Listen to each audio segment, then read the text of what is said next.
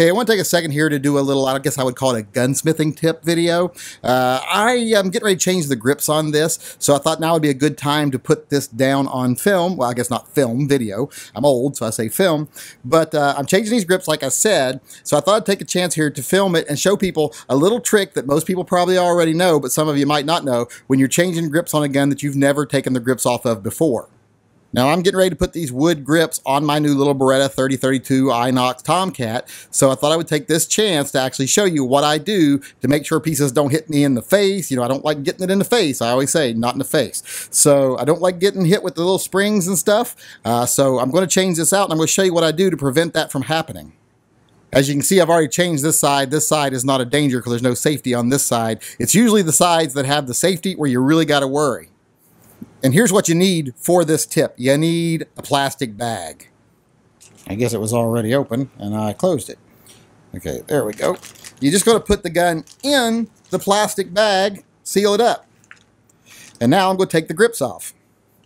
And I'm just going to do it right through the plastic. Okay, there's that one out. And there's that one out. Now I'm going to take the grips off. I should probably drop the magazine first here. So let's drop that magazine out. Now I got a little ahead of myself in my desire to quickly make this video. So first, I actually got to take the slide off this. So let's do that really quickly. It's very easy to do.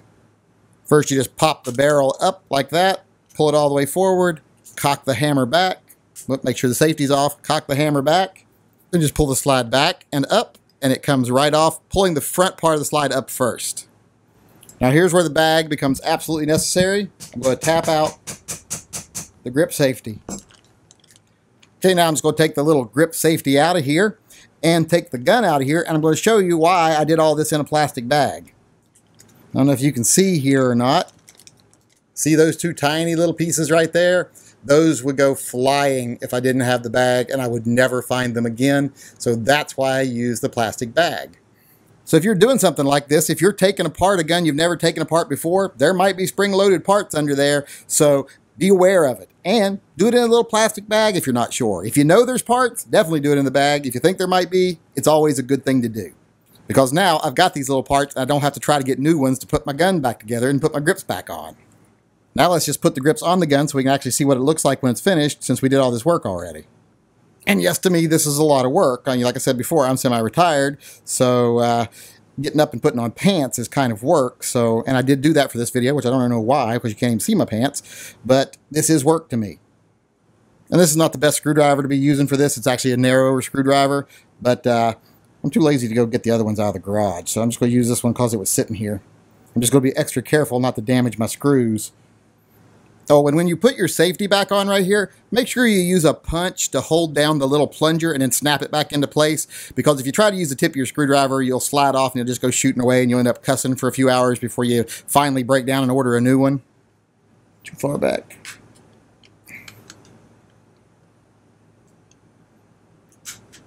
There we go. Check the safety, make sure it still works. Always when you put something back together, make sure it still works, especially if you're me. Okay, so there we have it with the new grips back on it. Looks a lot better. You can see why the plastic bag was a big help. It saved me a lot of swearing, and it saved me paying like $10 postage on a $2 part too, which has happened to me so many times in the past. Now that I have this together, I think I'm going to do a little custom work on this soon. I have never Cerakoted anything before, so I think I'm going to order some like dark gray or gunmetal gray Cerakote and make this darker so it'll match my compact that I have that has the dark gray frame. I'm going to make this a dark gray frame with a stainless barrel and slide and a wood grips. I think that would look a lot better. So keep an eye out in the future here. I'll do a little video where I customize this. But for now, that's how a little plastic bag can save you a lot of headaches.